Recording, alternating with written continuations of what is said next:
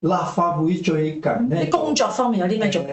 傾緊都同年青人有關係，就係關於非高等教育個相關嘅修改嘅法例啊，自己應該係個法例3/2010年嘅。咁咧就立法會咧就入咗一個法案咧，就話如果澳門學校有喺深合區，譬如橫琴開學校咧。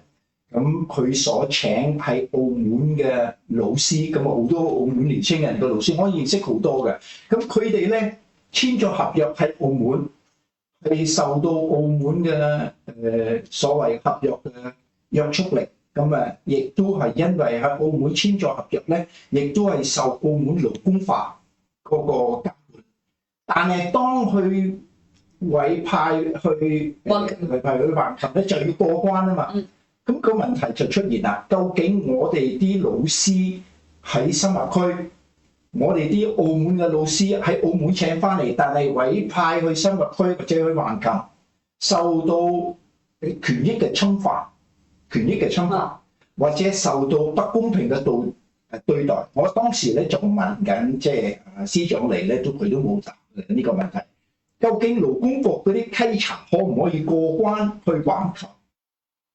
睇下究竟個侵犯程度去到邊度？嗱，第一唔過得關，因為點解咧？一國兩制咧，你嘅根本上咧，你係澳門嘅法例只係澳門使用嘅。你一過關咧，就國內嘅規矩、國內嘅法例、國內嘅制度。咁呢樣嘢咧就係冇答到啊！因為當日咧，你成個立法會咧，只有我一個就係即係提出咗呢個問題咧，就個法案修改最關鍵嘅第2條嘅條文嚟嘅裏邊。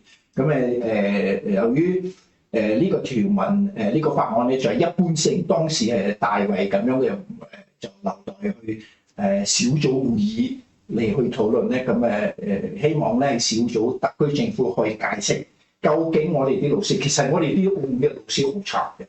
佢哋師框嗰啲咧好慘，因為第一咧而家嚟講，根本上咧佢哋好似一啲叫做咩嘅，即係好用好使，乜都要做嘅。兼夾咧，我同啲私立嘅老師好多時喺街度撞到，亦都同佢哋傾偈。佢哋話平均真係3-5個鐘頭喺屋企咧做功課、改卷啦，做啲模型嘅測試啦。跟住又要備課啦，各方面嘅嘢，咁其實講頭講尾，根本上咧冇時間俾佢自己同埋屋企人啊、家庭啊去溝通，包括咗禮拜6、禮拜好多時都有戶外嘅活動啊，咁變咗佢哋真係好慘咧。咁而家將來如果真係深入區，佢又要搬圍復邊咧，咁慘啦！有一外係咪係即係佢變咗時間陪啲細路仔？係啦，冇時間之中咧，個時間咧會長嘅，因為你過關區咪深入區翻轉頭咧，究竟有冇一個特別嘅津貼俾佢咧？係嘛？第二樣嘢就係個保險嘅問題。如果佢喺上邊發生任何事或者職業病，澳門嘅法例對於佢喺國內受個職業病受唔受保咧？即係一連串嘅問題咧。